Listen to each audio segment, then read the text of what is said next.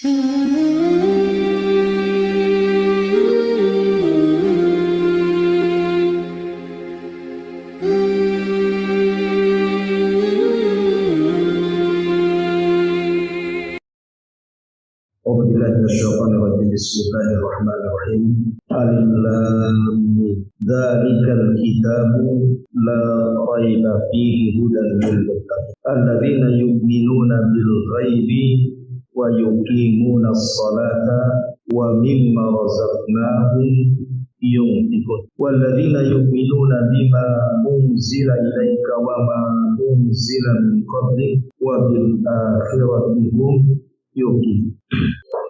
Alif lam mim, itulah Alkitab yang tidak ada keraguan-raguan sama sekali dalam, sebagai petunjuk bagi orang-orang yang bertakwa, orang-orang yang mereka beriman dengan yang gaib dan mendirikan salat, serta dari apa-apa yang kami rizkikan kepada mereka, mereka pun berinfak. Dan orang-orang yang beriman dengan apa yang diturunkan kepadamu dan apa yang diturunkan sebelum dan dengan akhirat, mereka sangat yakin. Baik.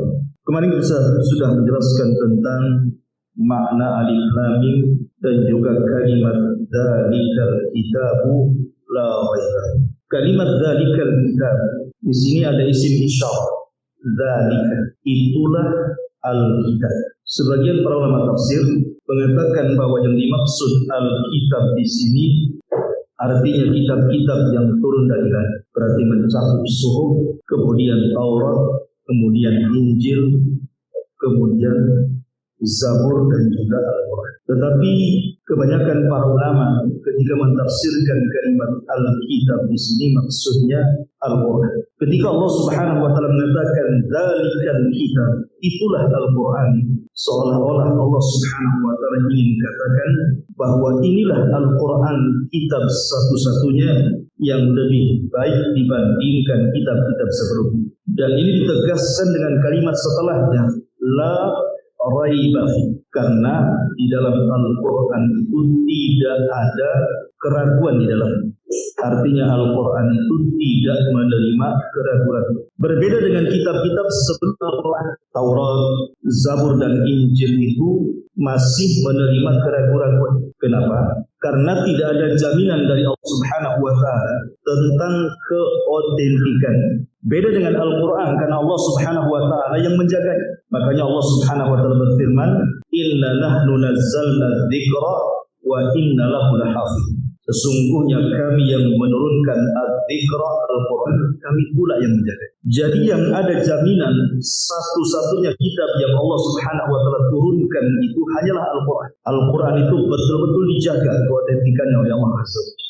Makanya ketika Allah Subhanahu wa taala menceritakan tentang kitab-kitab di luar daripada Al-Quran seperti Taurat dan Injil, maka Allah Subhanahu wa taala berfirman, yuharrifunal kalima ammawa.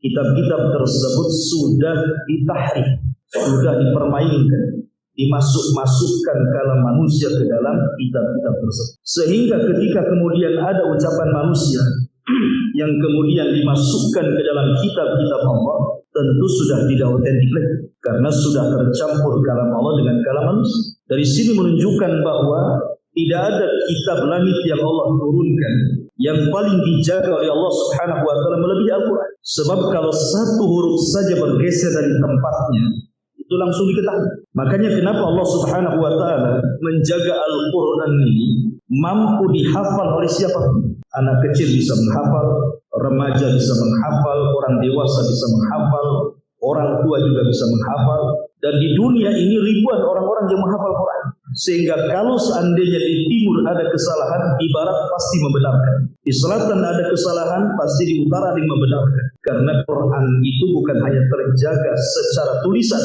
tetapi juga terjaga secara hafalan. Coba kitab-kitab yang lain. Ada yang menghafal Taurat? Tidak ada. Sehingga karena tidak ada yang mampu menghafal Taurat, Taurat tidak bisa terjaga. Sehingga kalau ada orang yang kemudian melakukan penyimpangan, orang tidak tahu. Makanya dahulu Nabi Uzair dianggap anak Tuhan itu gara-gara hafal Taurat. Satu saja dianggap Tuhan. Apalagi Injil. Injil ini banyak versi. Yang disepakati itu cuma 4 Injil ya. Sementara macam-macam Injil itu sampai 40 lebih.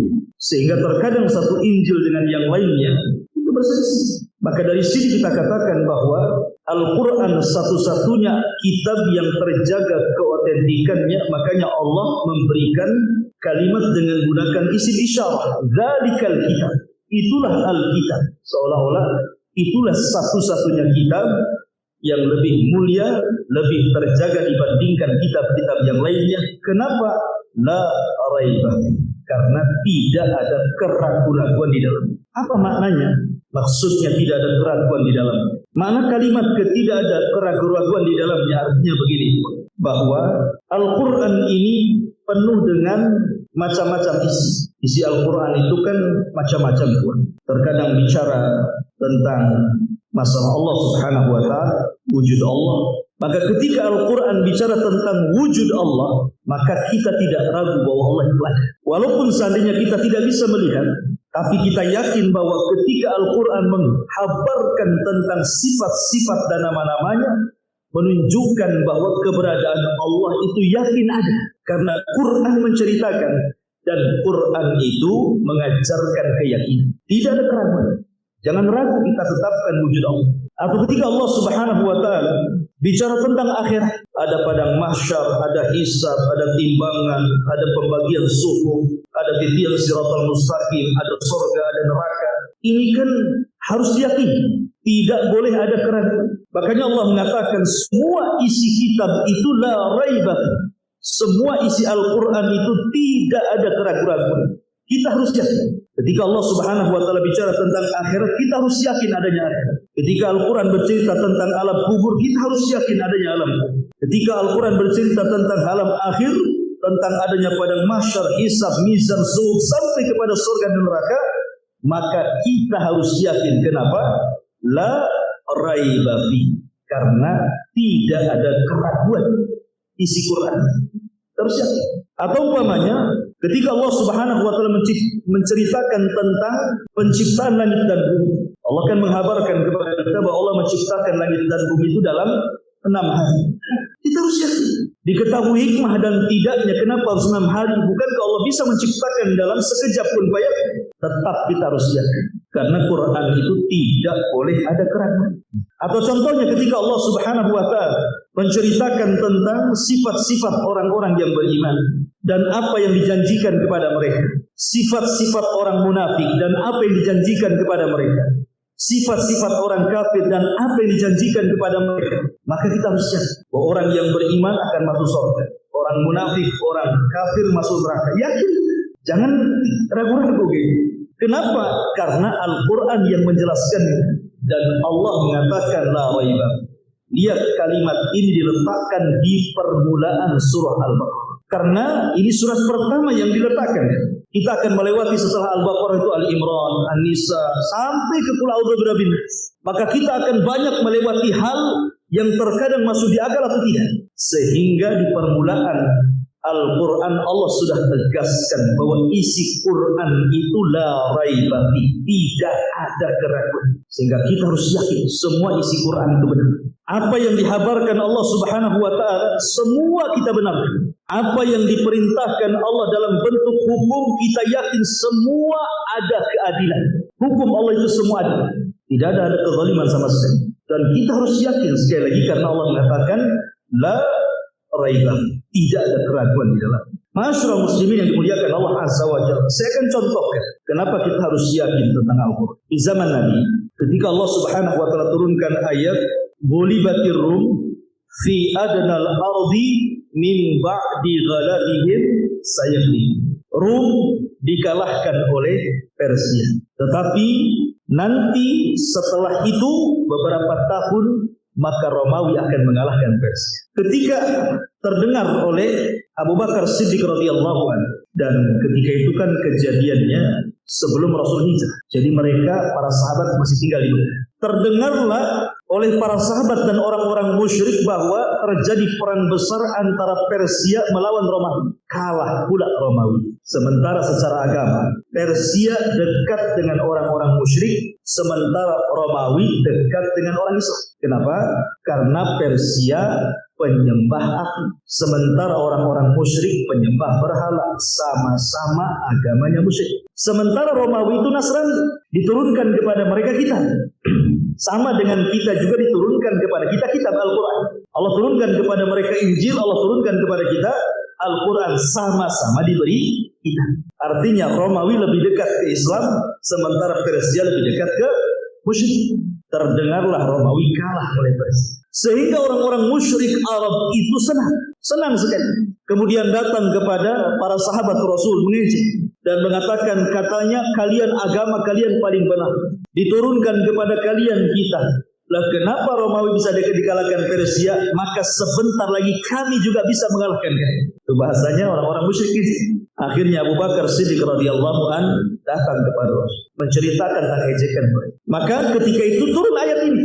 Ghulibatir Rum fi adnal ardi min ba'di ghalabihim sayaglibun. Turun surah Rum. Ghulibatir Rum, ya sekarang Romawi dikalahkan. Sekarang Romawi dikalahkan.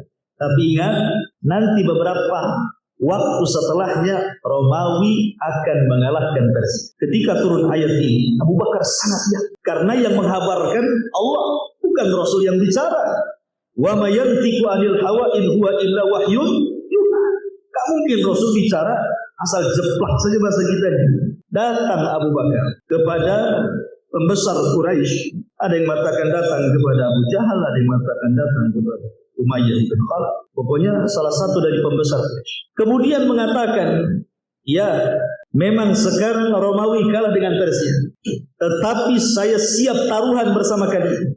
Sebentar lagi Romawi pasti menyerang Persia dan Persia kalah.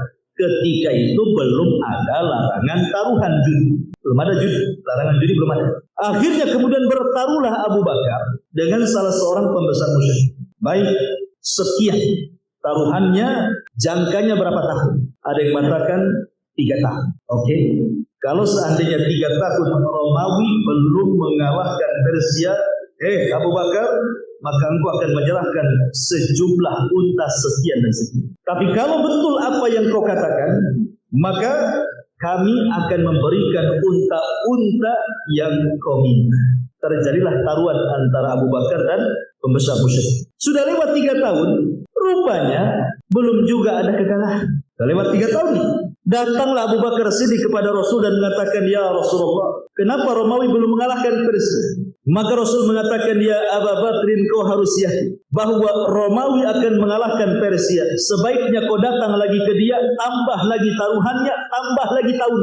Akhirnya Abu Bakar datang lagi, kemudian mengajak taruhan diperbanyak jumlah untanya, tapi diperbanyak jumlah tahun. Ketika kemudian terjadi hijrah, sementara taruhannya belum tahu siapa yang menang, siapa yang kalah. Ini pembesar Quraisy. Ketika mengetahui Abu Bakar mau hijrah ke Madinah kan itu, tapi gimana dengan taruhannya? Orangnya dah lari. Maka sebagai jaminannya Abu Bakar kemudian meletakkan salah satu putranya Abdurrahman Ibn Abi Bakar. Kalau aku ada di Madinah, kau tinggal tuntut sama anak. Ketika kemudian sampai di kota Madinah terjadi perang Badar. Rupanya yang taruhan dengan Abu Bakar itu mati pula di perang Badar. Dan setelah perang Badar terjadi peperangan Romawi dan Persia. Romawi menang, Persia kalah. Kata Abu Bakar, ya Rasulullah, kita sudah bertaruh. Orang yang bertaruh dah mati. Cemana dengan unta-untanya menang Abu Bakar. Karena setelah itu kan dilarang, tidak boleh taruhan. Maka kata Abu Bakar, ambil, tuntut ke anak. Maka Abu Bakar ngambillah di anak-anaknya, karena bapaknya sudah taruh. Ya. Tapi syahidnya di sini betul-betul Romawi mengalahkan Persia. Itulah yang dikatakan la raiba fi. Tidak ada keraguan, pasti terjadi apa yang dihabarkan Quran. Itu maksudnya. Masyaallah muslimin yang dimuliakan Allah Azza wa Jalla, dzalikal kitabu la raiba fi. Hudan lil muttaqin. Bahwa Al-Quran itu adalah petunjuk bagi orang-orang yang bertakwa. Baik. Sekarang bagaimana dengan firman Allah Subhanahu wa taala? Syahru Ramadhan alladzi unzila fihi al-Qur'an hudan lin-nasi wa bayyinatin minal huda wal furqan. Quran ini diturunkan di bulan Ramadan sebagai petunjuk kepada manusia. Di sini Allah mengatakan sebagai petunjuk kepada orang yang bertakwa. Ini gimana? Dalam Al-Baqarah seolah-olah dikhususkan bahwa Al-Quran itu hanya petunjuk bagi orang yang bertakwa. Tapi dalam ayat yang lain di Al-Baqarah juga bahwa Al-Quran itu bukan hanya petunjuk bagi orang yang bertakwa saja, tapi bagi seluruh manusia. Maka kita katakan, kata para ulama, bahwa kalimat hudan lil muttaqin, iya memang pada dasarnya Al-Quran itu petunjuk kepada semua manusia, tetapi yang mengambil manfaat dari Quran itu hanya orang yang bertakwa. Memang Quran petunjuk bagi manusia, tetapi yang mengambil manfaat dari Quran itu tidak semua manusia kan? Ada yang menerima Quran, ada yang menolak, ada yang beriman dengan Quran, ada yang kufur, ada yang menentang Al-Quran, ada yang taat dengan Quran. Jadi secara umum Al-Quran itu petunjuk bagi manusia, tapi yang mengambil manfaat dari Quran itu hanya orang yang bertakwa. Tidak semua mengambil manfaat dari Quran. Makanya Allah khususkan hudan lil muttaqin. Quran ini khusus hidayah bagi orang-orang yang bertakwa, karena merekalah yang bisa mengambil manfaat daripada Al-Quran. Lalu siapa sih orang-orang yang bertakwa di sini? Maka orang-orang yang bertakwa dalam permulaan Al-Baqarah ini dijelaskan setelahnya sifat-sifat, tapi secara global. Orang-orang yang bertakwa di dalam ayat yang kita bahas di sini adalah orang-orang yang mereka menanamkan keimanan dalam hati, kemudian diungkapkan lewat lisan, kemudian diaplikasikan lewat perbuatan.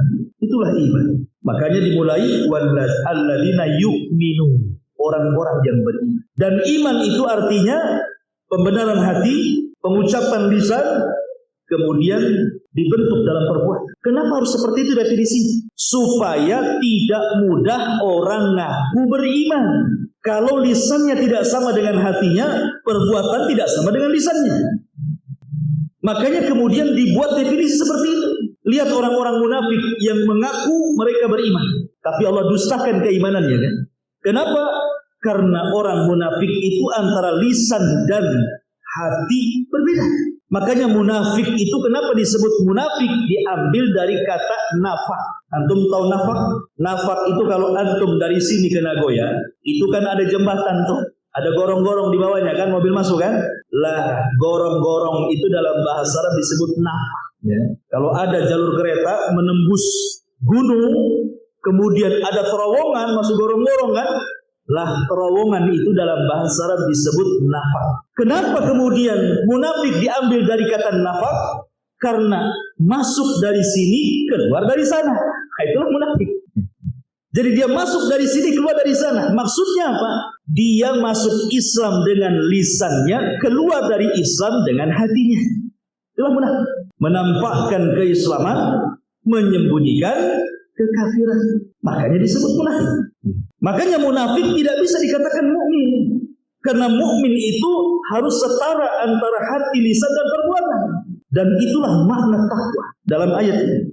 Siapa dan bagaimana sifat-sifatnya? Allah Subhanahu wa taala berfirman, "Alladzina yu'minuna bil ghaib." Pertama, orang-orang yang bertakwa itu adalah orang-orang yang beriman dengan yang gaib. Beriman dengan yang gaib. Masyarul muslimin, apa yang dimaksud gaib dalam ayat ini? Ulama tafsir membagi beberapa penafsiran. Maksud gaib dalam ayat ini pertama maksudnya adalah wujud Allah.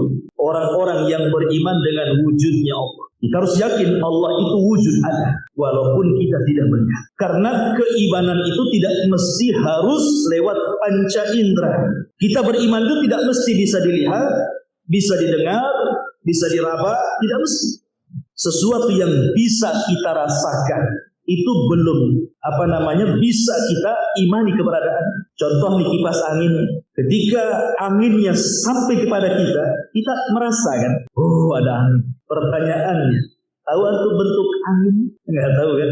Kayak apa bentuk angin? Kita bisa rasakan anginnya deh, menerpa kan? Tapi bentuk anginnya seperti apa kita enggak tahu. Contoh lain, kalau seandainya saya pukul kepala antum sama Pandu, mau nggak? Ya enggak mau lah. Seandainya saya pukul dengan Pandu, Menjerit. Sakitnya. Sakit. Pertanyaannya, antum bisa rasa sakit. Bentuk sakitnya kayak apa? Bulat, kotak, lonjong, nggak tahu kan? Orang bentuk sakit ada, tapi kita bisa rasakan kan? Berarti sakit itu ada, bisa kita rasakan, tetapi kita tidak bisa melihat. Sesuatu yang tidak bisa dilihat belum tentu tidak ada. Ketika kita beriman kepada Allah Azza wa Jalla, kita tidak bisa melihat Allah. Berarti Allah tidak ada. Belum tentu sesuatu yang tidak bisa kita lihat, kita katakan Allah tidak ada. Karena ini perkara gaib, harus diimani. Contoh, ketika Abu Hanifah melakukan perdebatan dengan orang-orang ateis tentang wujud Allah Subhanahu wa Ta'ala. Salah satu pertanyaan orang ateis kepada Abu Hanifah, bagaimana orang Islam bisa menyembah Allah sementara Tuhan tidak bisa dilihat? Kemudian pertanyaan yang kedua, orang Islam bilang bahwa syaitan itu tercipta dari api. Tapi kenapa diazab di neraka dengan api? Masa api diazab api? Apa rasanya? Kemudian orang Islam itu selalu ngomong dikit-dikit, ini semua takdir. Apa itu maksudnya? Maka Abu Hanifah kemudian menjawab pertanyaan ini. Ini kan pertanyaan akli, pertanyaan akal. Jawabannya pun dengan akal. Sebab orang-orang ateis itu dikasih dalil Quran tidak akan menerima. Dikasih datangkan dalil sunnah apalagi. Mereka yang mau mengingkari adanya Tuhan, tidak mungkin mengimani kepada firman Tuhan. Tuhan yang diingkari. Makanya hanya bisa dibantah dengan akal. Maka Abu Hanifah mengatakan, adapun setan, kenapa diciptakan dari api kemudian dibakar oleh api dia kesakitan? Maka kemudian Abu Hanifah menjadikan satu jawabannya dengan cara menampar orang. Tampar orang. Otomatis kesakitan. Sampai kemudian orang yang ditampar ini mengadu kepada hakim yang menengahi. Kepada Abu Hanifah, kok ngajak debat malah nampar? Orang ngajak debat malah pakai tangan. Sementara Abu Hanifah itu masih kecil, belum dewasa.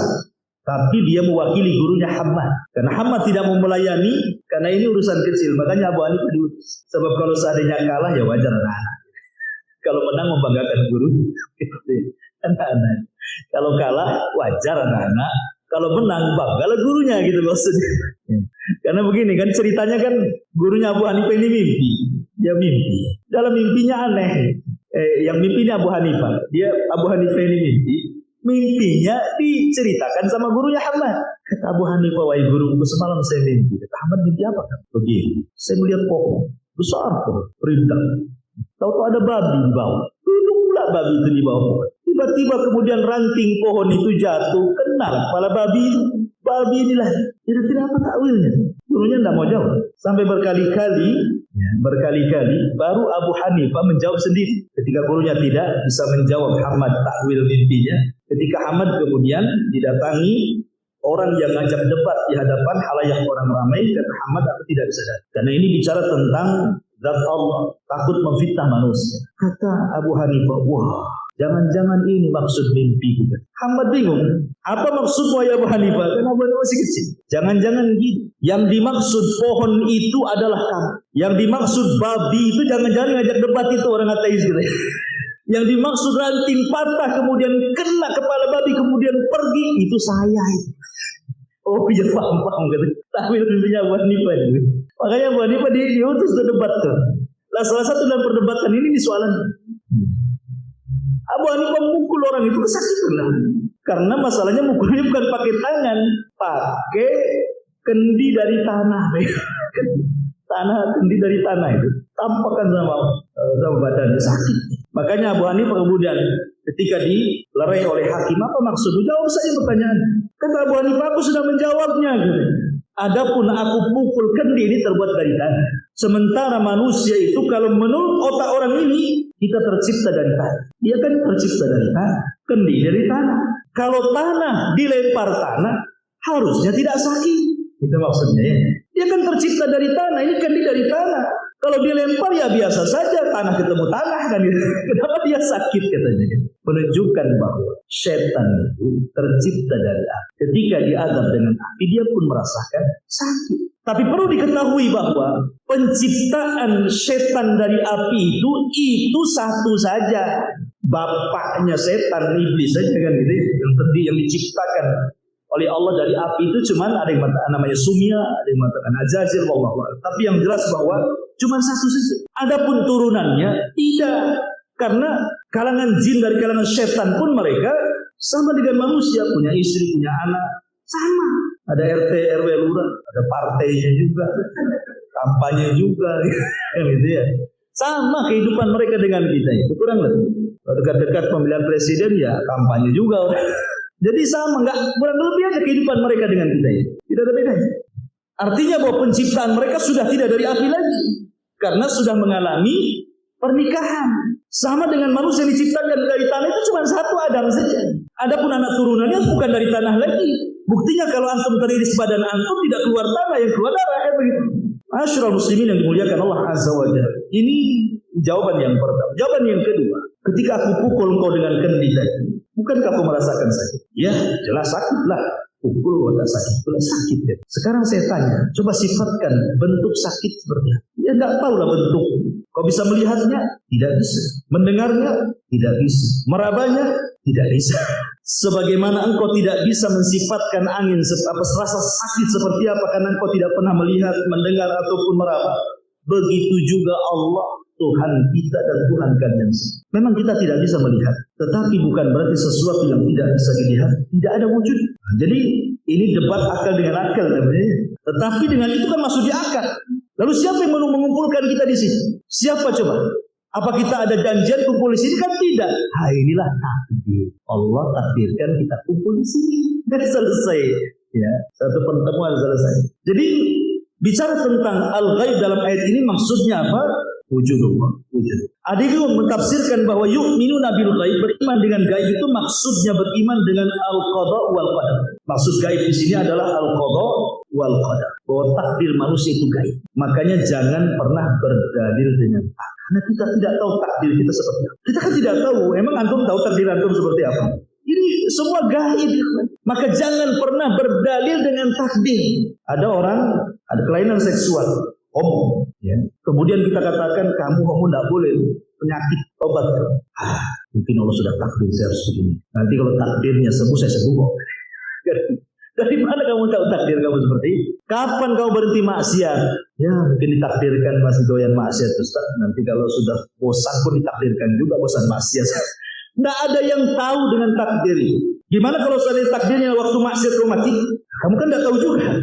Jadi jangan pernah berdalil dengan takdir. Makanya Rasul mengatakan fakullun muyassarun lima khuliqalahu i'malu ma syi'tum. Setiap kalian akan dimudahkan dengan amalan kalian. Maka beramal. Yang ketiga ada juga yang mengatakan bahwa yang dimaksud gaib di sini artinya mencakup apa yang dihabarkan Nabi SAW. Kullu ma akhbara bihi Nabi SAW min ashratis sa'ati wa adabil qabri wal hashri wal nashri was sirati wal mizani wal jannati wal nar.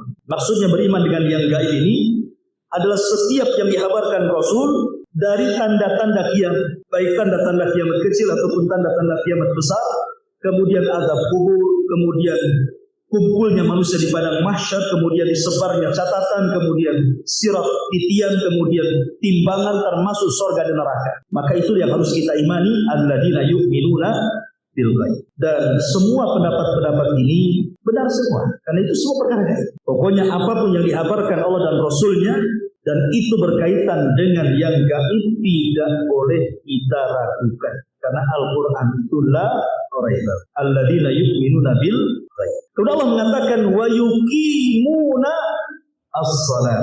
Setelah kita beriman dengan yang gaib, maka kita dituntut untuk mengerjakan salat.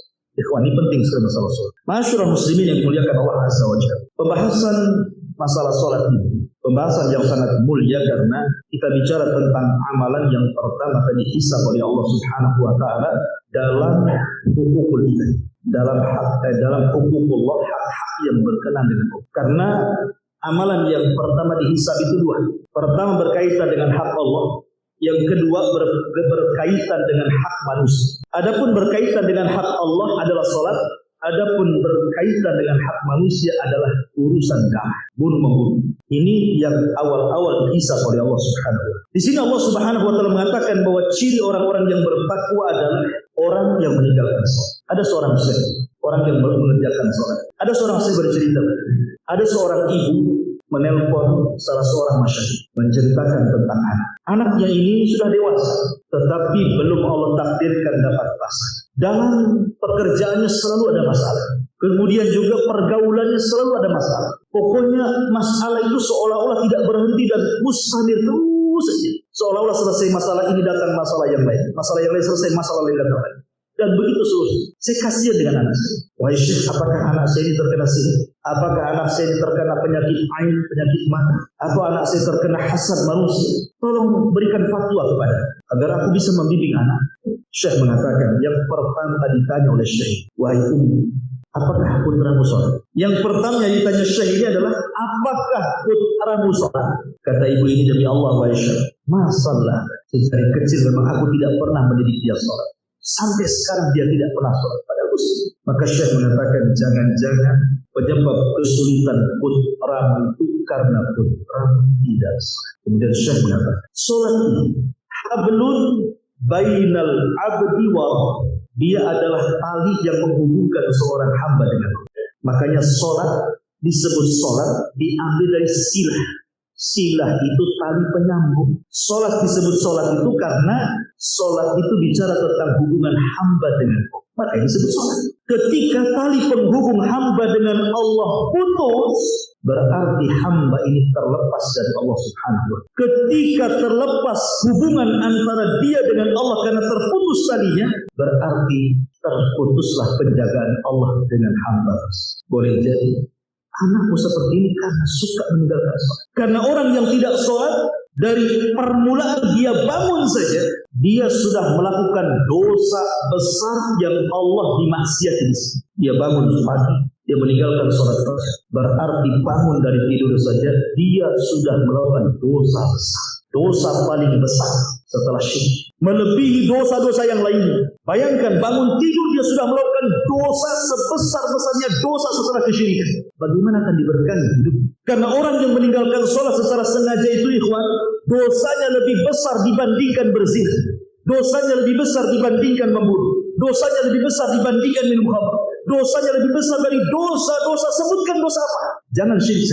Karena ada kaidah para ulama, meninggalkan yang wajib lebih besar dosanya dibandingkan mengerjakan yang haram. Sholat kan wajib, ditinggalkan lebih besar dosanya dibandingkan Anda melakukan yang haram, judi, zina, khamar dan lain-lain. Bayangkan, awal mulai bangun saja sudah maksiat. Tengah hari maksiat, sore hari maksiat, malam hari maksiat lagi. 5 kali sehari anakmu melakukan dosa besar yang Allah dimaksiati. Bagaimana anakmu akan berkah hidup? Jawabannya kan mantap. Masyaallah muslimin yang dimuliakan Allah Azza wa Jalla. Saya akan sebutkan 10 dosa, semua bahaya. Dan ini bagi anda yang dengar di YouTube, juga ibrah bisa disebarkan. Antum bisa sebarkan ke yang lain. Bagaimana dosa orang yang meninggalkan sholat? Ya man tarika sholat isma. Dengarkan orang yang meninggalkan sholat. Pertama, orang yang meninggalkan sholat dan terus menerus seperti ini, hakikatnya dia setiap hari mendapatkan ejekan dari syaitan. Dia diejek oleh syaitan. Bagaimana bentuk ejekan? Dalam sebuah hadis yang dikeluarkan Imam Muslim dan juga Bukhari dan lainnya, dari hadis Abdullah ibn Mas'ud radhiyallahu anhu, qala, dia mengatakan, dzukira inda Nabi sallallahu alaihi wasallam rajulun faqila ma zala na'iman hatta as. Kata Abdullah ibn Mas'ud radhiyallahu anhu, dia berkata, diceritakan di sisi Nabi sallallahu alaihi wasallam seorang laki-laki yang dia terus tidur, tidak bangun salat fajar sampai terbit matahari. Tidak ada keinginan bangun. Apa kata Nabi sallallahu alaihi wasallam? Kata Nabi sallallahu alaihi wasallam, "Dzaka rajulun bala syaitanu fi udhun." Itulah orang yang telinganya dikencingi syaitan setiap malam. Setiap malam syaitan mengencingi telinganya. Ada penafsiran ulama hadis. Apa yang dimaksud setan mengencingi telinganya? Penjelasan yang pertama, maksudnya setan mengejek dia, menghina dia dengan cara mengencingi. Coba bayangkan ya, Pak. Kalau antum saya ludahi wajah, kan telinga bagian wajah, ada kepala. Anda ludahi telinga antum, tuh, marah nggak? Terhina, terhina. Oke, saya buat bukan ludah, saya kencingi. Saya kencingi lagi itu telinga antum. Kira-kira perasaan antum gimana? Jadi orang yang meninggal sholat itu sedang dihina sama setan. Kita jadi kencingi gitu, malah luar biasa. setan kencing telinga. Nyantai aja dikencing setan. Memang betul-betul antum kencing gitu. Ini makna yang pertama. Makna yang kedua, makna hakikatnya betul-betul setan itu kencing di telinga antum. Seperti antum masuk ke dalam antum kencing, itulah setan kencing, betul-betul kencing. Tapi bentuk kencingnya setan apakah sama dengan kencing antum? Ya tentu beda. Kalau sama ya sudah mudah. Ya beda lah. Tapi yang jelas, ya mungkin seperti itu makna. Makna yang ketiga, maksudnya setan mengencing telinga kita itu, telinga kita dibuat tuli sehingga dia menolak nasihat. Kan hadir di diri setan, orang nasihat tidak peduli sama dia. Mau diomongin aja itu degil keras kepala. Nggak pernah sholat itu telinganya tertutup. Coba ya, ini orang-orang yang meninggal sholat seperti ini. Ini yang kedua, orang yang meninggalkan sholat, maka di pagi harinya sampai siang harinya sampai sore harinya Allah buat dia tidak punya semangat hidup. Allah buat dia tidak punya semangat hidup, malas, kemudian banyak masalah yang tidak tahu sebabnya kenapa. Kok ada aja masalah itu? Sebabnya nggak tahu apa. Tapi ada masalah saja. Dalilnya mana? Sebutkan dalam hadis Nabi SAW dari Abu Hurairah radhiyallahu anhu. Hadis ini dikeluarkan Imam Bukhari. Nabi SAW bersabda, yaqidu syaitanu ala qafiyati ra'si ahadikum idza huwa nam salasa uqad yadribu kulla uqdatin 'alayka laylun tawil farqun fa in istayqadha fa dzakara Allah in hallat uqdatun fa idza tawadda'a in hallat uqdatun fa idza shalla in hallat uqdatun fa asbaha nasyitan tayyiban nafsi wa illa asbaha khatisan nafsi kasra. Ya. Kata Nabi SAW, setiap malam setan itu datang kepada setiap manusia yang tidur, kemudian mengikat di tengkuknya 3 ikatan. Ingat paradigma barat ketika bicara tentang otak di kepala, maka mereka akan mengatakan otak itu hanya 2, kiri dan kanan. Otak kiri, otak kanan, kata mereka. Tapi dalam bahasa Quran, otak itu ada 2 juga. Tapi otak depan disebut ubun-ubun, otak belakang disebut tengkuk. Itulah bahasa Quran. Ubun-ubun itu di tangan Allah. Nasiyatin biyah. Ubun-ubun manusia itu di genggaman Allah. Setan tidak bisa mengganggu otak depan karena di tangan Allah. Sehingga setan itu hanya bisa mengganggu otak belakang. Diikatlah otak kita itu 3 ikatan. Kemudian dibuatnya dia malas dan tidur terus. Ketika hampir mendekati subuh, maka setan akan membisikkan di telinganya dan mengatakan lailun tawilun farqud, tidurlah, malam masih panjang. Gitu ya. Itu lagunya setan. Tidur gitu. Malam masih panjang gitu. Tetapi kalau dia lawan bisikan itu, bangun dia. Maka ketika bangun dia langsung berdoa, alhamdulillahilladzi ahyana ba'da ma amatana wa ilaihi nusyur, hilang 1 ikatan. Fa idza tawadda dia langsung wudu, hilang 2 ikatan. Fa idza shalla in halat uqdatun, ketika dia salat hilang 3-tiganya. Apa kata Rasul? Fa asbaha nasyitan tayyiban nafs. Di pagi harinya maka dia akan semangat, punya semangat hidup, jiwanya akan baik dan tidak tersentuh masalah. Makanya kawan, kita bisa rasakan kalau antum bangun di sepertiga malam, walaupun antum capek, antum bangun tahajud sampai sholat fajar sampai subuh, adalah ngantuk-ngantuk. Tapi ketika sudah agak pagi, jam 7, jam 8 hilang ngantuknya, nggak ada perasaan lemah. Kita bisa rasakan. Coba saja, nggak ada, tetap aja sama dengan orang yang tidur full. Bahkan terkadang ada orang yang tidur full, bukan full lagi, full gitu ya. Saking tidur lagi. Udah tidur ya jam 8 malam, bangun jam 7, sarapan tidur lagi, bangun duhur, habis duhur lemes ya badannya. Padahal tidurnya berjam-jam itu. Kenapa? Ini hadisnya. Kalau dia tidak asbaha khabisan nafsi kaslah. Kalau dia tidak melakukan seperti itu, tidak bangun berzikir, tidak wudu dan tidak sholat subuh, jadilah jiwanya buruk, banyak masalah, tidak tahu sebabnya, dan jadilah dia pemalas. Lihat orang yang meninggal syuting sehari 3 ikatan, 2 hari 6 ikatan, 3 hari 9 ikatan, 100 hari tak ruwet ikatan. Nah itu murah ikatan. Benar. Itu makanya orang nggak sholat itu masalah itu. Ini satu. Yang kedua, yang ketiga, ikhwan, ini yang lebih ngeri. Ketika Nabi SAW di Isra Mi'raj dari hadis Samurah bin Jundab, dan hadis ini juga dikeluarkan Imam Bukhari, semua ada Bukhari. Jadi ketika Nabi SAW suatu ketika dibawa oleh 2 malaikat, Rasul sedang tidur, tiba-tiba dalam mimpinya, dan mimpi Nabi itu wahyu. Mimpi Nabi itu wahyu, karena terkadang wahyu itu lewat mimpi, seperti Ibrahim bermimpi menyembelih anak, ya harus betul-betul disembelih, karena mimpi Nabi itu wahyu. Makanya ketika syaitan datang kepada Ibrahim, ya Ibrahim, atadbahu ibnataka li ajli hujjah. Ibrahim, kau mau menyembelih anak gara-gara mimpi, mikir dong. Kata Ibrahim, enggak jawab, ambil batu dilempar. Allahu Akbar. Ya. Jadi mimpi para nabi itu wahyu. Kata Nabi SAW, ataniya lailata atiyan. Datang 2 malaikat malam semalam membawa diri. Kemudian 2 malaikat mengatakan kepadaku, intolik. Maka aku berjalan bersamaku sampai ketika ada sebuah tempat yang paling tinggi, aku tidak sanggup berjalan.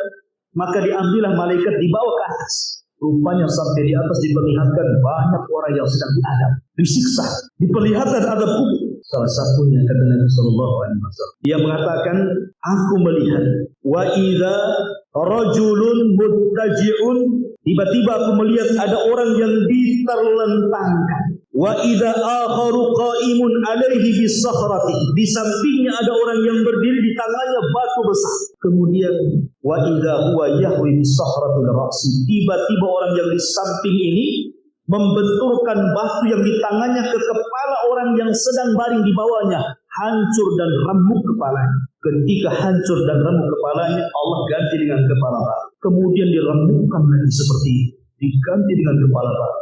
Dan begitu ketika itu kata Nabi SAW, mahada, siapa orang ini? Kenapa disiksa sedemikian sadis? Maka kata Nabi SAW menjelaskan, kata Nabi SAW, li'annahu yanamu anis salatil maktubah, sebab saat datang waktu-waktu sholat yang 5 waktu harusnya dia sholat malah tidur. Ini hadis Bukhari dari sahabat Samurah bin Jundab radhiyallahu anhu. Kalau seandainya Allah takdirkan kita diperlihatkan adab kubur hari ini, mungkin betapa banyak kita melihat ada orang-orang yang dikubur itu mungkin setiap hari dibentur-benturkan kepalanya dengan batu sampai remuk, kemudian diganti dengan kepala baru, dan itu akan terus berlangsung sampai kiamat bangkit. Apa enggak takut orang-orang yang meninggalkan?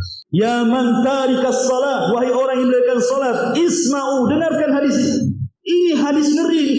Coba yang sengeri ini loh. Orang yang meninggalkan salat kan enggak paham saja mereka akan seperti ini. Ini yang ketiga. Yang keempat, Allah Subhanahu wa taala berfirman dalam surah Maryam ayat 59 sampai 6. Allah mengatakan, fa khalafa min ba'dihim khalfun adha'us salata wattaba'us syahwata fasawfa yalqauna ghayya. Maka akan datang sekelompok orang di akhir zaman yang mulai meremehkan salat dan banyak mengikuti syahwat. Maka mereka akan dilempar yalqauna ghayya, ke tempat yang disebut dengan ghayy. Apa ghayy? Ulama tafsir mengatakan ghayy adalah wadin fi jahannam khabisan khabisa ta'mi ba'ida qa'ri.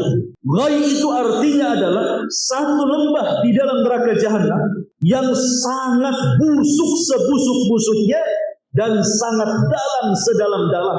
Jadi orang yang meninggalkan sholat disediakan satu tempat dalam neraka jahanam dalam bentuk lembah yang menakutkan. Dan ayat ini surah Maryam 59 sampai 60 diperkuat dengan surah Al-Ma'un. Allah mengatakan, fawailun lil musallin alladzina hum an salatihim sahun alladzina hum yurau. Wail, neraka wail bagi orang-orang yang salat yang mereka lalai dalam salatnya dan suka riya dalam salat. Apa itu wail? Kata para ulama, wail itu adalah wadin fi jahannam, sebuah lembah di neraka jahannam. Yahwi fihil kafiru arba'ina kharifa qabla an yablugha qahrahu. Kalau seandainya ada orang kafir jatuh dari titian siratal mustaqim, itu baru sampai dasar di lembah yang disebut dengan Wail itu selama 40 musim atau 40 tahun baru sampai di dasar. Itulah Wail. Sampai disediakan sama Allah bentuk Wail, Ghaib, lembah yang menakutkan, neraka jahanam sendiri ketakutan dengan lembahnya. Setiap hari dia meminta perlindungan kepada dari lembahnya. Pada lembahnya ada di dalam jahanamnya ketakutan. Luar biasa. Ini yang nomor 4. Yang nomor 5, dan ini yang paling bahaya. Jangan sampai kita dihukum seperti itu. Salah satu nikmat terbesar pada hari kiamat adalah ru'yatullah, memandang Allah Subhanahu wa ta'ala. Tidak ada nikmat yang lebih besar di akhirat melebihi daripada sorga itu sendiri. Padahal kalau cerita sorga itu malah ainun ra'at wala udhunun samiat wala khatara ala qalbi bashar, kan? Sorga itu kenikmatannya tidak bisa dilihat, didengar, dirasakan, dipikirkan pun tidak bisa kita. Saking nikmatnya. Tapi ru'yatullah, melihat wajah Allah, jauh lebih nikmat dibandingkan sorga itu sendiri. Makanya ketika Allah Subhanahu wa ta'ala datang kepada penduduk sorga dan mengatakan, saluni masyika, hadza yaumul masjid. Minta lagi, apa yang kurang? Lihat bagaimana karimnya Allah Subhanahu wa ta'ala. Apa yang kurang? Minta, ini hari tambah nikmat kepada kalian. Maka ahlu surga mengatakan, alam tubayyid wujuhana wa tudkhilana jannah wa tubaiduna 'anil nar. Bukankah kau sudah memutihkan wajah kami, kau masukkan kami ke surga, kau keluarkan kami dari neraka? Ini sudah cukup ya Allah. Sudah cukup. Maka kemudian Allah mengatakan, tidak, aku akan beri nikmat yang jauh lebih besar daripada surga. Dibuka tabir yang merupakan cahaya. Semua penduduk surga melihat wajah Allah, semua berteriak dan mengatakan, demi Allah tidak ada nikmat yang lebih besar dibandingkan melihat Allah. Akan tetapi tarikus sholat, orang yang meninggalkan sholat, maka mereka tidak akan melihat Allah. Perhatikan hadis.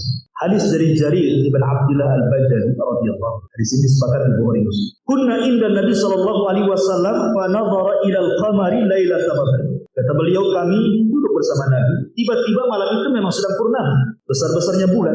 Maka kami semua melihat bulan. Kata Nabi SAW, inna satarawna rabbakum kama tarawna hadal qamar la tudamuna firqiyah. Kau lihat bulan, ya wahai Rasul, kalian akan melihat Allah seperti engkau melihat, tidak berdesak-desak. Coba kalau bulan purnama, antum merebutan mau nengok bulan, enggak ya? Cukup antum negak ke atas kita. Berdesak-desakan? Tidak. Bukan kayak tengok konser, desak kan? Enggak, lihat bulan itu nampak. Jadi melihat Allah seperti itu, bukan disuruhkan Allah dengan bulan, tetapi disuruhkan melihatnya. Karena Allah ya bukan bulan itu mah. Kemudian kata Nabi SAW, fa in istata'tum alla taghlibu 'ala salatin qabla tulu'i syamsi wa qabla ghurubiha fa'al.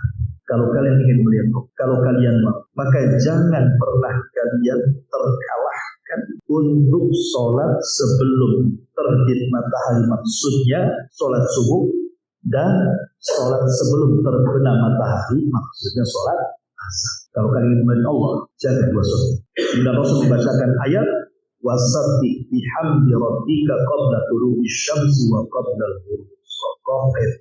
Lihat bagaimana Nabi luar biasa ya.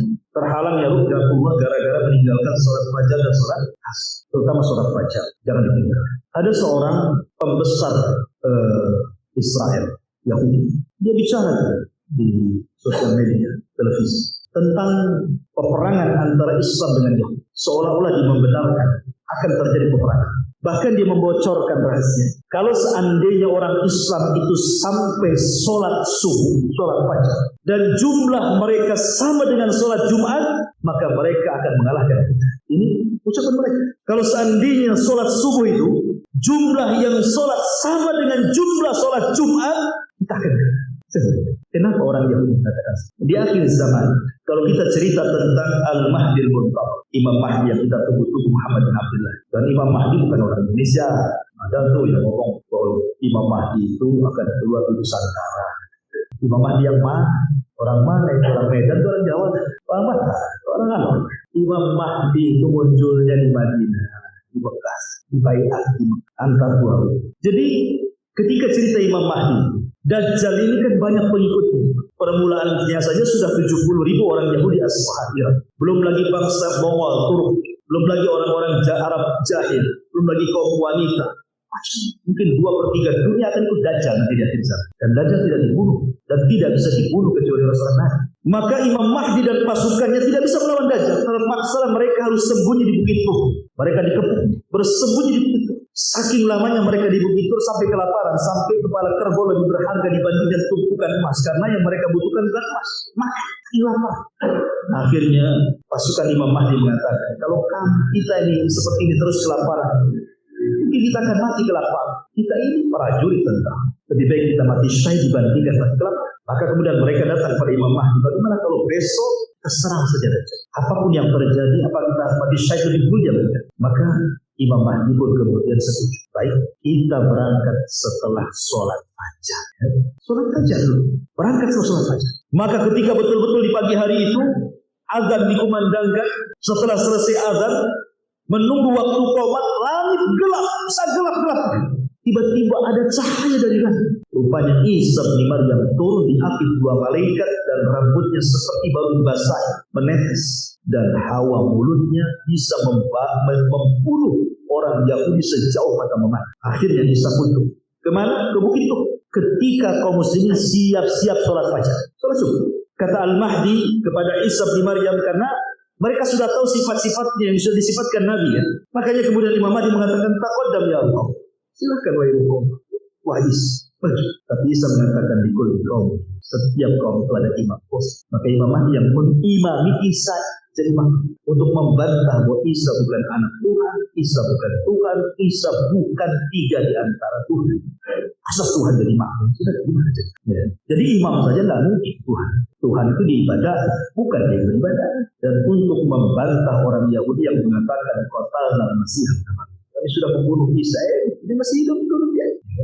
Akhirnya sholat subuh. Selepas sholat subuh berangkat. Dajjal dibunuh Isa bin Maryam dan orang Yahudi dikalahkan dengan jumlah yang sedikit sehingga mereka kocar kacir, tunggang langgang, sembunyi di batu-batu, ngomong, musuh di sini ada orang Yahudi, bunuh dia. Sembunyi di balik pohon pula ngomong, wahai musuh ini ada orang Yahudi, balik saya bunuh dia. Semua makhluk bicara kecuali satu pohon bisu tidak mau ngomong lindungi Yahudi. Pohon itu disebut Gorkot. Gorkot itu bukan pohon cemara. Ada yang mengatakan pohon cemara. Sampai saya dengar dulu ada yang fatwakan serampangan untuk menebas pohon cemara se-Indonesia. Itu pohon Gorkot gitu.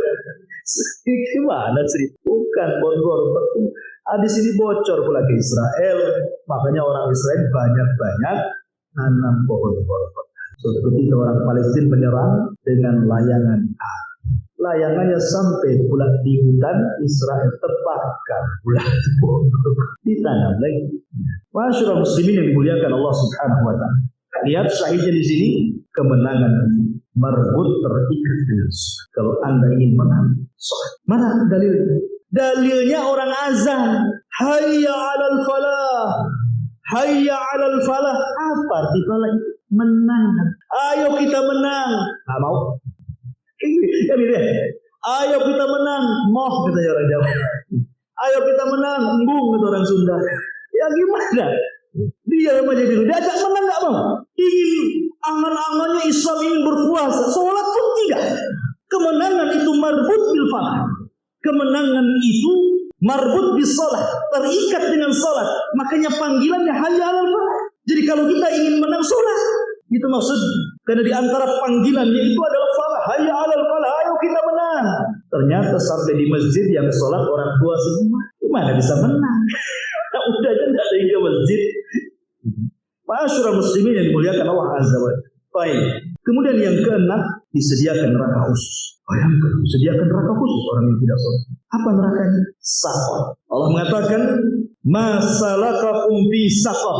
Kenapa kalian bisa masuk neraka saqar kata Allah? Apa jawaban penghuninya? Lam naku minal musallin. Karena kami tidak sholat. Sampai dikhususkan neraka loh bagi orang yang meninggalkan sholat. Kemudian yang ketujuh, hidupnya gak akan tenang, saya katakan tadi. Ada saja masalah, tak tahu sebabnya, susah mengurainya, tidak tahu ujung pangkalnya, tidak ada penyelesaiannya. Masih ada saja masalah, ngeluh. Lihat Allah mengatakan, innal insana khuliqa halu'a. Sesungguhnya manusia diciptakan suka mengeluh. Idza massahu syarru jazu'a. Apabila ditimpa kesusahan makin mengeluh. Wa idza massahul khairu manua. Apabila didapatkan kebaikan harta pelit kikir naudzubillah.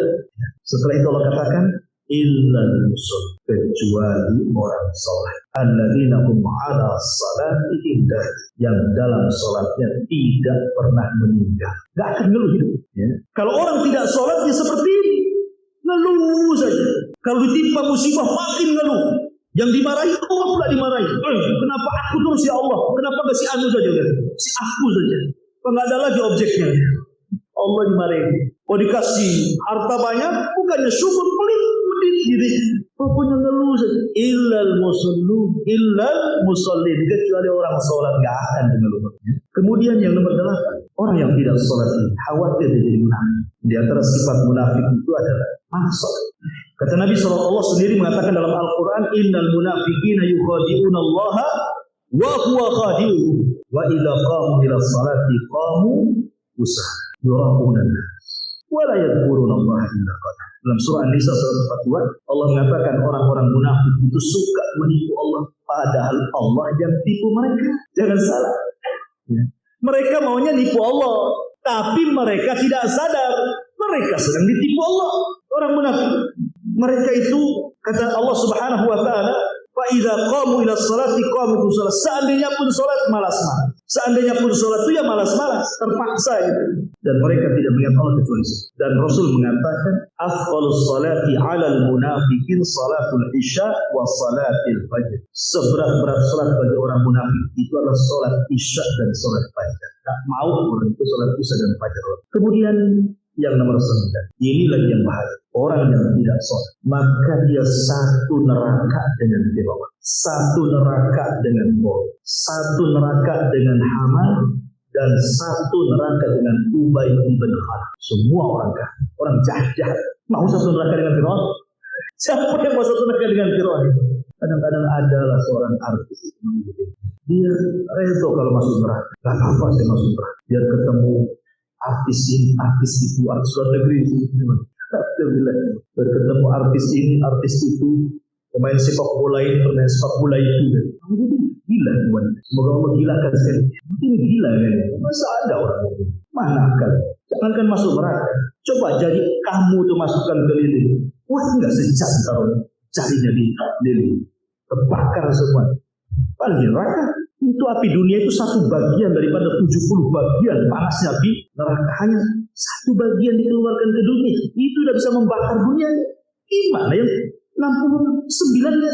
Jadi, memang kadang-kadang ketua kepala yang berat. Jadi, Nabi SAW mengatakan, keluarkan dari Imam Ahmad. Kata Nabi SAW dari sahabat Abdullah ibn Amr ibn As radhiyallahu anhu, "Man lam yuhafid 'alaiha lam yakun lahu nur wala burhanun wala najatun wa husyira yaumal qiyamah ma'a fir'auna wa haman wa qarun wa ubay bin khalaf." Dalam hadis Nabi SAW, siapa yang tidak menjaga salat 5 waktu maka tidak akan diberikan cahaya, tidak akan diberikan bukti dan tidak akan diselamatkan, dan mereka akan dikumpulkan pada hari kiamat bersama Fir'aun, bersama Haman, bersama Qarun dan bersama Ubay bin Khalaf.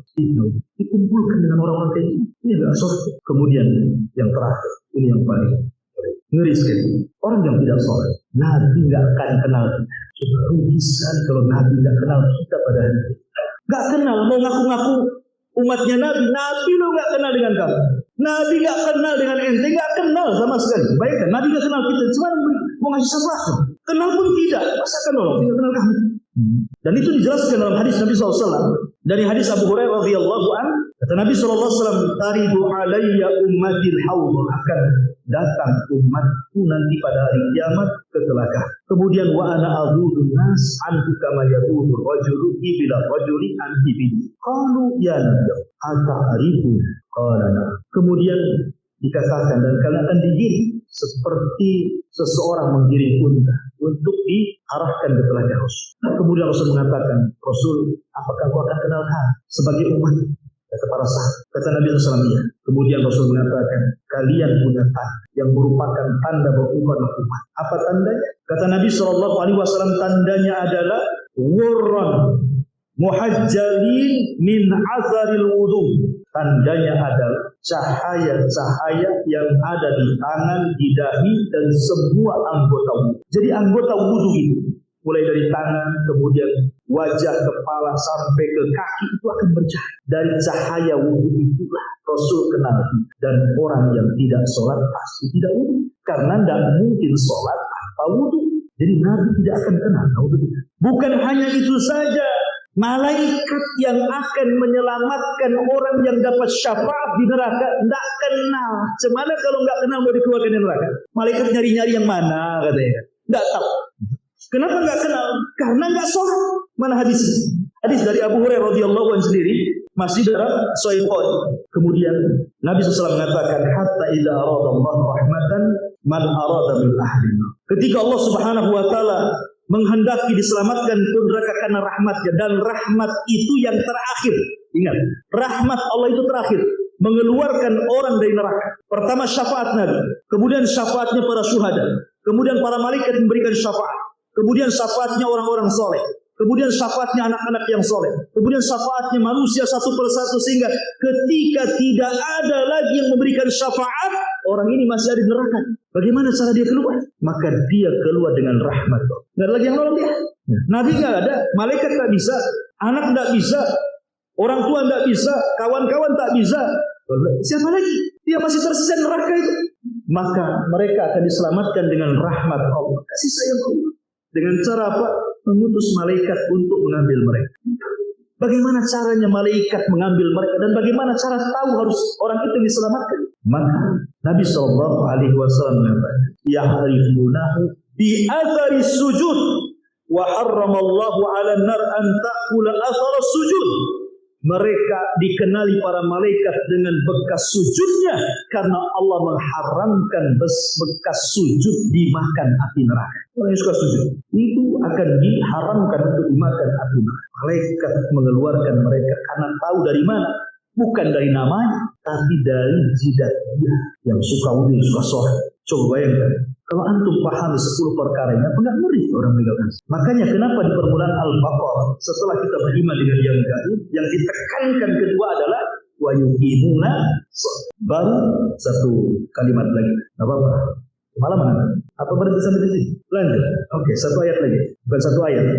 Ayat sedikit. Wa mimma razaqnahum yunfiqun. Wa mimma razaqnahum, dari apa yang kami rizkikan. Maksud rizki itu artinya setiap yang bisa dimanfaatkan, itu namanya rizki. Baik benda, baik uang, baik pakaian, benda apa sajalah, selama bisa dimanfaatkan disebut rizki. Ya.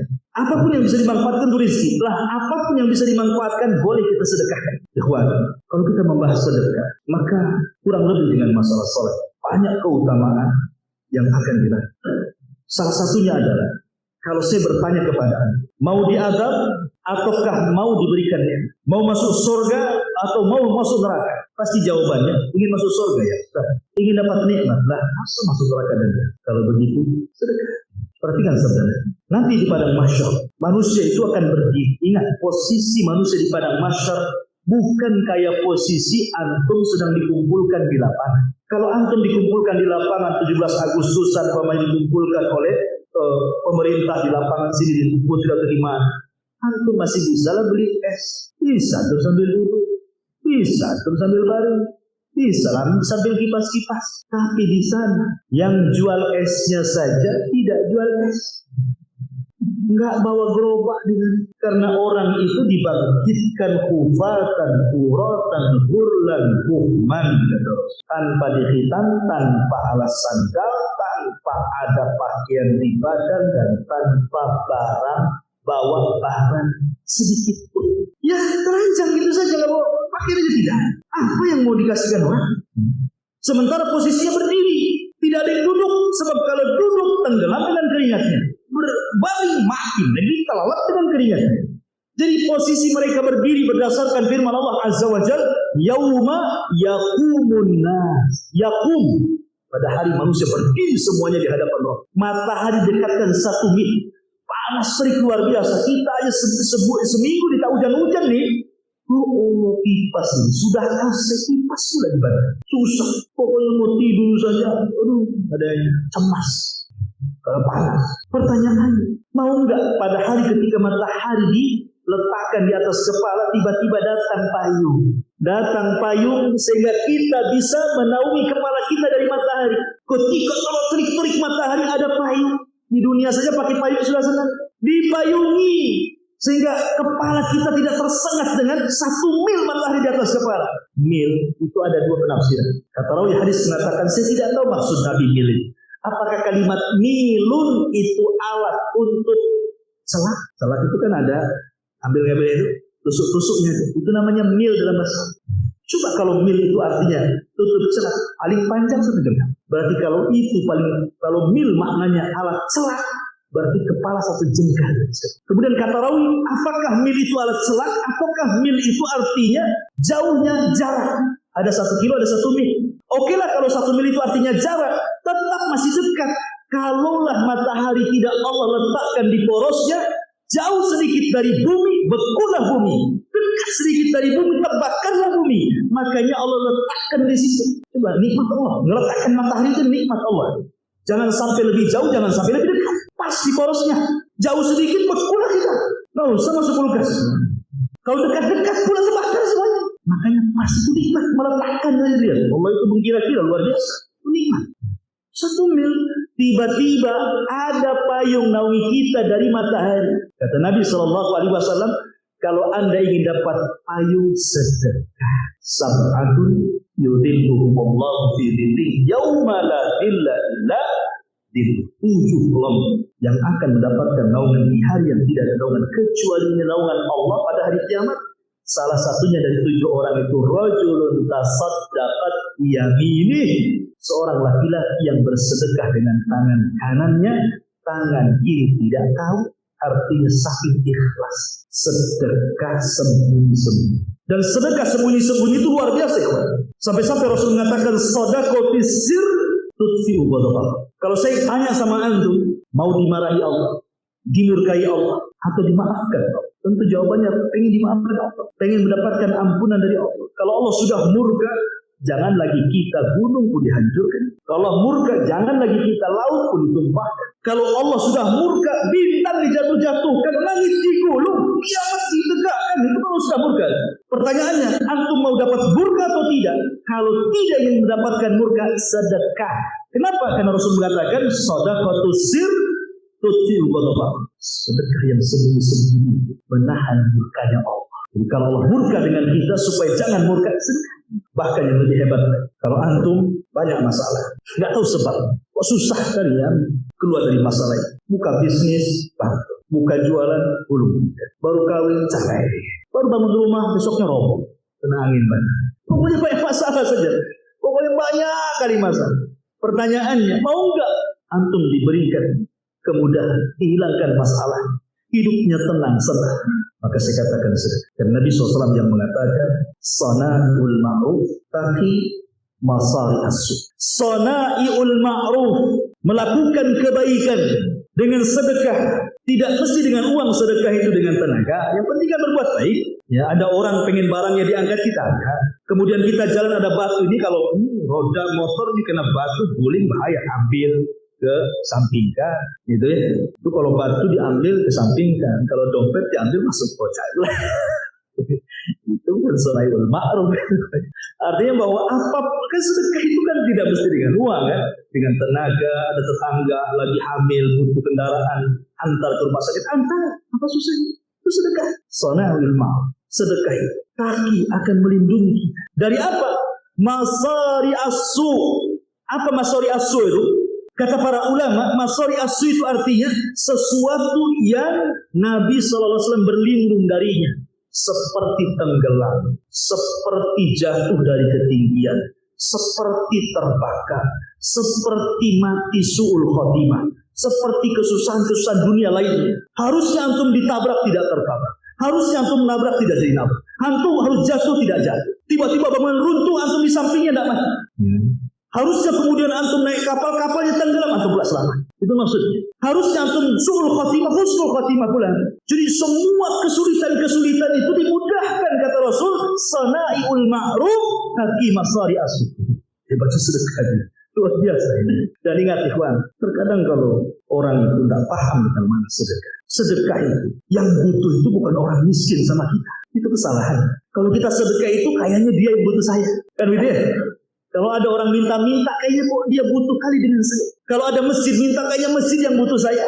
Kalau ada pesantren nyebarkan infak, kayaknya pesantren yang butuh saya. Kalau ada orang susah minta, kayaknya orang itu yang butuh saya. Jangan, cara paradigmanya itu hilangkan tuh kalimat itu. Yang butuh itu bukan mereka sama kita, kita yang butuh mereka. Yang bersedekah itu yang butuh. Jadi orang yang bersedekah itu sangat berhajat kepada orang miskin, kepada fakir miskin, kepada anak yatim, kepada masjid yang membangun, kepada madrasah, pesantren atau apa saja. Kita yang butuh mereka, bukan mereka butuh sama kita. Kan itu kan paradigma yang salah itu. Kenapa? Tadi contoh-contoh orang yang bersedekah tidak diwafatkan kecuali husnul khotimah. Kembali ke siapa? Ke kita. Supaya kita di jalan selamat, supaya rumah tangga kita sakinah mawaddah warahmah. Supaya di kantor kita adem-adem ayam tidak masalah. Supaya di jalan kita tidak memuji orang. Supaya dalam urusan itu dimudahkan. Itu kembali ke kita loh itu. Coba kalau nggak ada orang miskin, atau mau sedekah sama siapa? Pasti untung ada orang miskin. Jadi kita yang butuh kepada mereka. Jangan salah, ini paradigma ini aneh orang bersedekah. Jadi orang kaya itu yang butuh orang miskin, bukan orang miskin butuh orang kaya. Karena sedekah itu kembali manfaatnya bukan ke orang yang kita sedekahi, tapi ke kita yang bersedekah. Itu paradigmanya diganti. Jadi masyarakat muslimin yang dimuliakan Allah Azza wa Jalla, intinya bahwa terlampau banyak kalau kita cerita tentang utama sedekah juga waktu, ya. Maka di sini ada 3 poin pertama yang sudah kita bahas, bahwa Al-Quran itu sesuatu yang tidak ada keraguan, petunjuk bagi orang yang bertakwa, dan ciri orang yang bertakwa 1 beriman kepada yang gaib, 2 melaksanakan salat, dan yang 3 suka bersedekah atau berinfak. Wallahu a'lam bishawab. Ini yang mungkin bisa kita sampaikan di malam hari ini. Mudah-mudahan ada manfaatnya. Subhanahu wa ta'ala. Asyhadu an la ilaha illa anta astaghfiruka wa atubu ilaik. Allahu a'lam. Assalamualaikum.